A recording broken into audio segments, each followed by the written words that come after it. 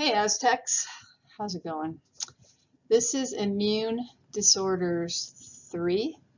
So this is chapter 17. It doesn't say it, but it's chapter 17. I think. Is that right? 15, 16, 17? No, this is chapter 18, I think.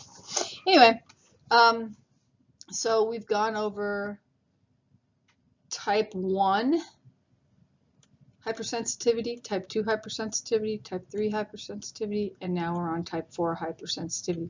Notice that type 1's 1 antibody mediated, type 2 is antibody mediated, type 3 is antibody mediated.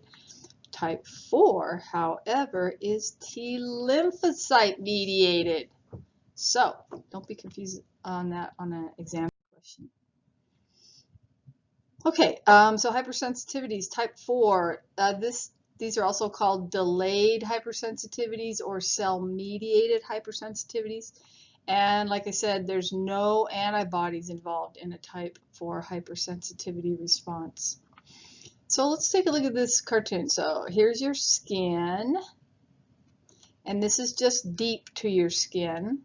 So remember, we've got the hero of, well, one of the heroes of the adaptive immune system, the DC, or this dendritic cell. So remember, the dendritic cell looks for antigens, which an antigen is usually an antigen epitope on the surface of a pathogen, or some people just call the pathogen the antigen. And then, so here's the dendritic cell recognizing the antigen, pathogen. And here's a T cell with its, it doesn't say if this is, well, it'd probably be a CD4 positive, and it's got its T cell receptor. And then here's the MHC2 presenting the antigen epitope to the T cell receptor. And then you have cytokine secretions between these two. So it could be ILs or TNFs or IFNs. Cytokine secretion. You attract macrophages. So here's this blue thing is a macrophage. It's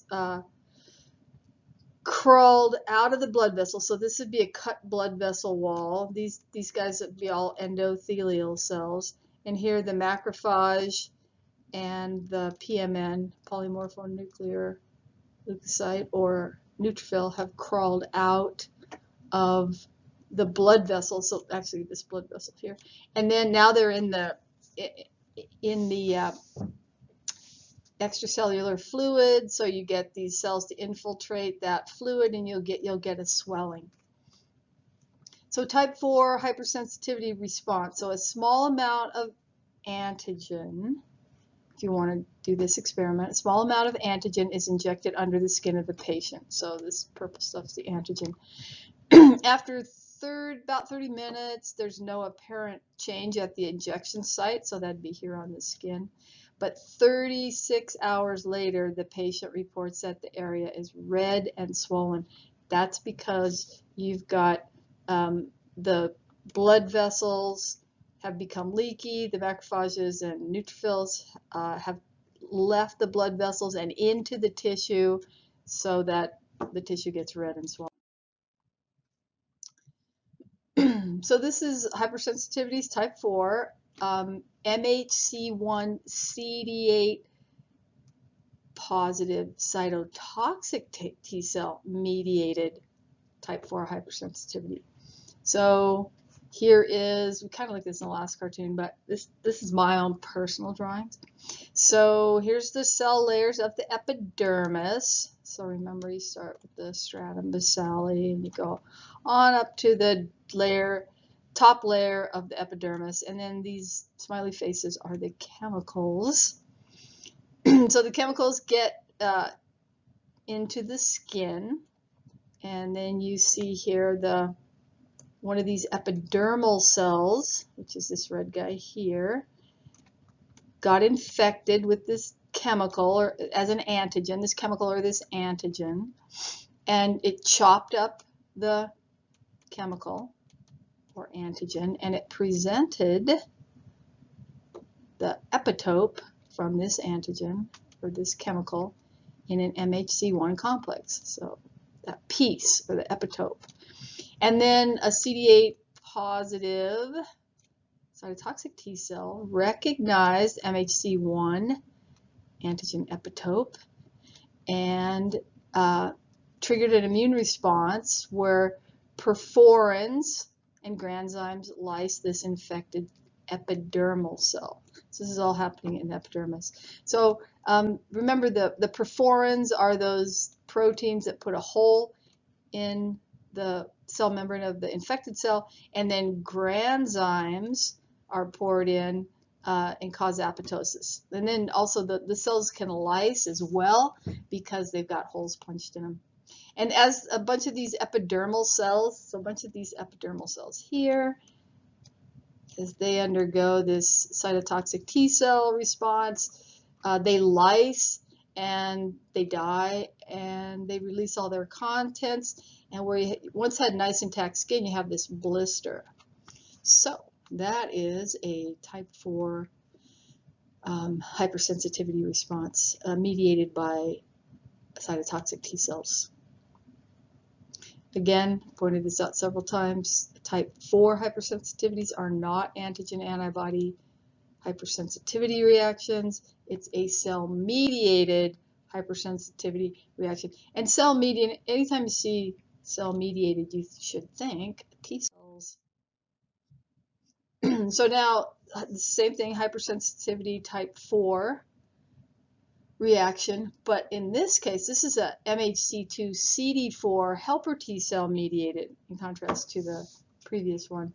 So here's our guy, our macrophage, and it's got a Toll-like receptor here, and it recognizes bacteria with these PAMPs, these red and green PAMPs,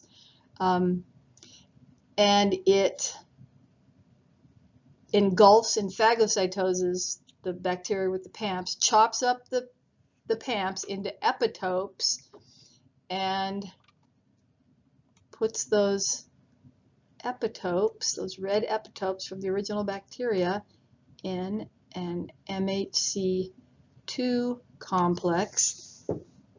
And in this cartoon, it shows a helper T cell, Th1, CD4 positive Th1 cell, recognizes that MHC2 epitope with the helper T cell receptor.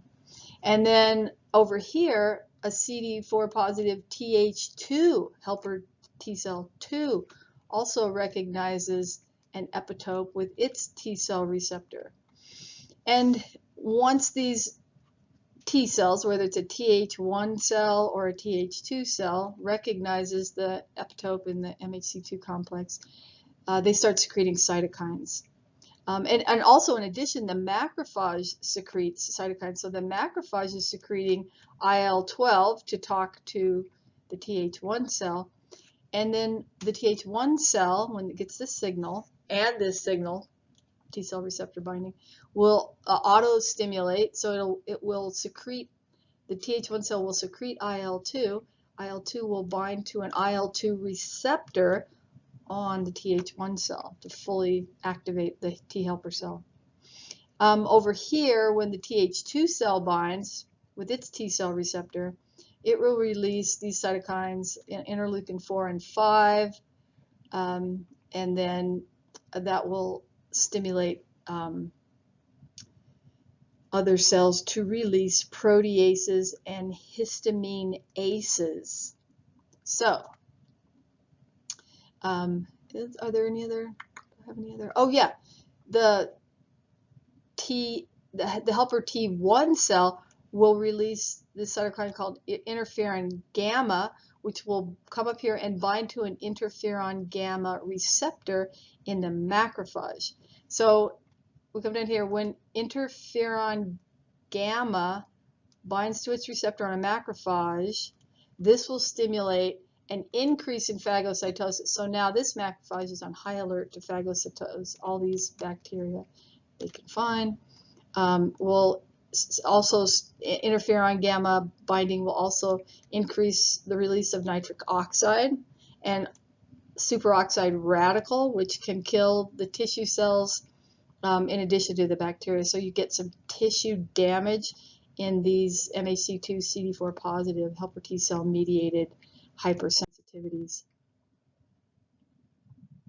When certain antigens contact your skin, inflammation can be provoked not right away, but sometimes within 12 to 24 hours.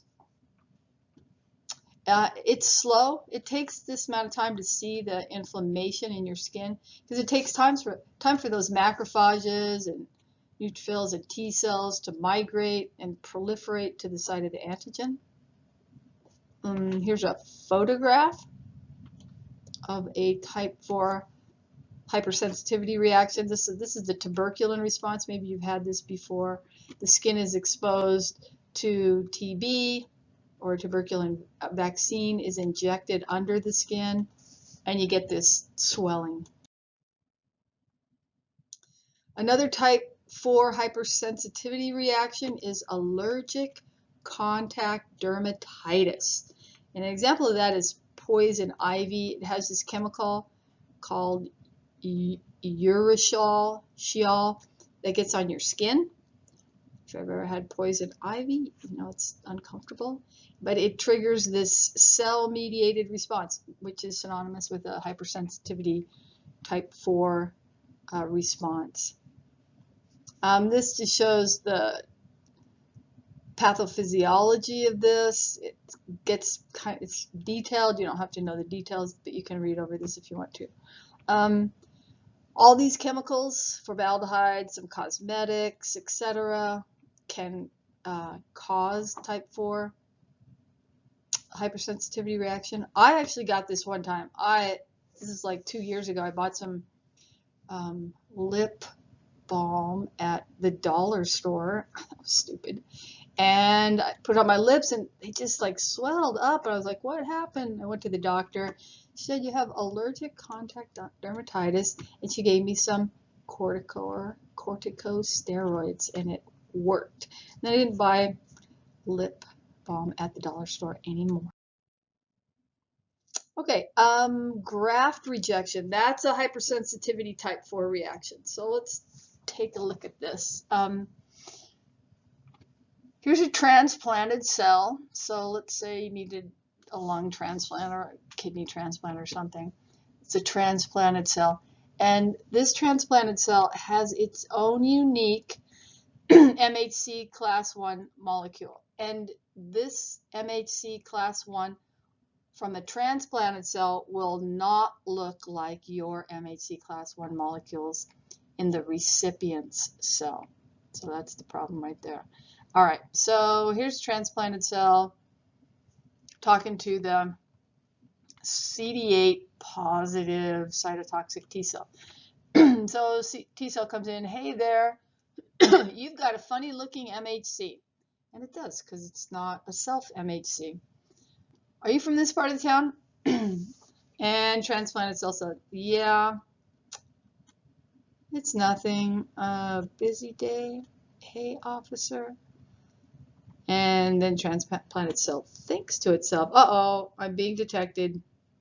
What am I even doing here in this transplanted body? Why did I have to be a transplanted cell and put into this other person's body?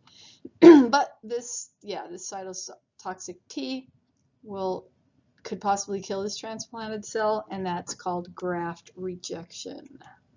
You're rejected. So grafts like a heart graft, liver, kidneys, they're perceived as foreign and they undergo rejection, and that rejection includes killing by cytotoxic T cells. So here's different types of grafts. So here's a rat. And if this rat needs some skin or something grafted up here in his shoulder, and he takes it from his hip, That's called an autograft. Those are the best. Get the skin graft from yourself. If he has a genetically identical sibling or a clone, the graft from this original rat to this sibling rat is called an isograft.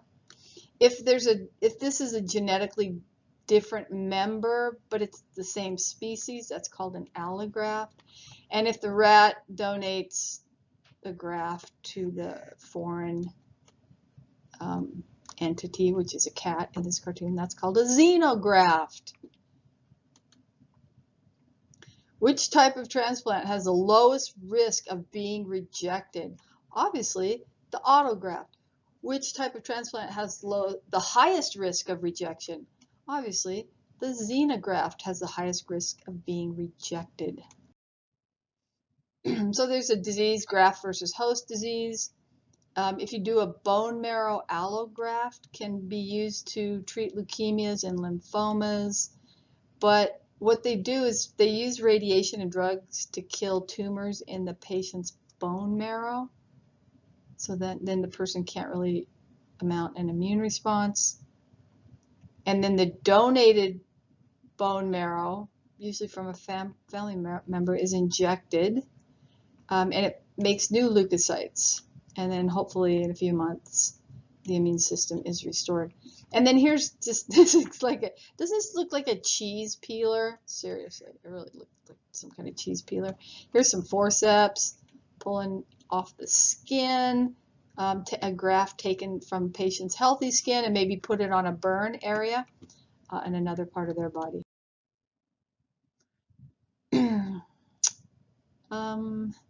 If sometimes the donated bone marrow cells could consider the patient's cells as foreign and you mount an immune response against them. Donor recipient matching and tissue typing is critical to have a successful donation. This is like, I don't know, is this from the 1990s or something? Some people have babies in order to produce a possible bone marrow donor for a sibling. Is this ethical? So I guess this woman had this baby to save her other baby. So how do you feel about that, little Marissa? You know, that's interesting. Little Marissa's, she's got to be like maybe 20 years old now. It'd be interesting to find out how she felt about coming into this world just so she could save her big sister Anissa. So hypersensitivity type 4 reactions, corticosteroids are really big drugs to use. Those are probably the best with the